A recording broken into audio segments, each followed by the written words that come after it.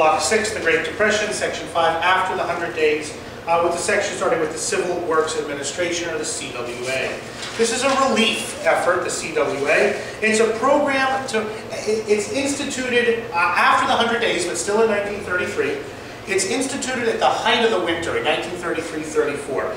And it provides jobs and work for people to kind of get through that winter.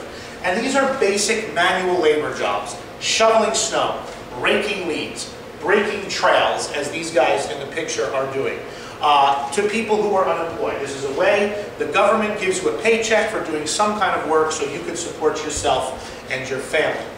It was canceled in 1934 and replaced with the slightly more efficient, slightly more organized WPA, which is the Works Progress Administration. This is another relief effort. It's the same thing as the Civil Works Administration, just larger, doing slightly larger projects. It provides people with work. The Works Progress Administration, the Public Works Administration, which we saw earlier, provides money for projects. This one, the Works Progress Administration, provides actual people with jobs to do the projects. They build public buildings, dams, highways, bridges, etc. It is led by Harry Hopkins, who we're going to see again in a few minutes. And it provided 9 million jobs for people who were unemployed. Critics of the New Deal said that the jobs that they were doing were largely useless, and we were paying people to do work that nobody needed done.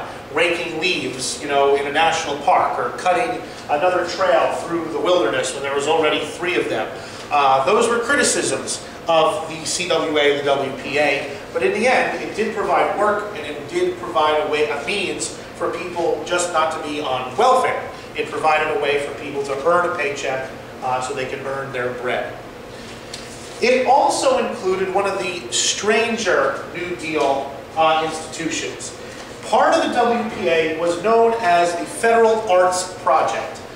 Artists are always unemployed and starving and on the verge of, losing their apartments, and it was the case also during the Great Depression.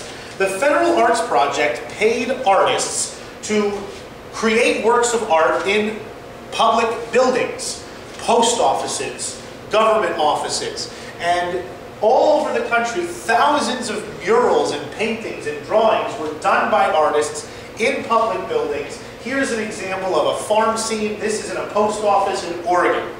And if you go to old post offices, not in Elizabeth, I checked in Elizabeth, there's no federal arts projects, hard work in Elizabeth, but there are in lots of other post offices around the country.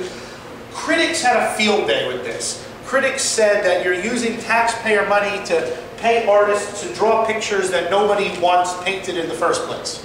But again, like the WPA itself, it provided a paycheck and it provided a job, and critics of Roosevelt and his administration used this to kind of beat him on the head with as an unnecessary expenditure of people's hard-earned tax dollars. But that is the Federal Arts Project.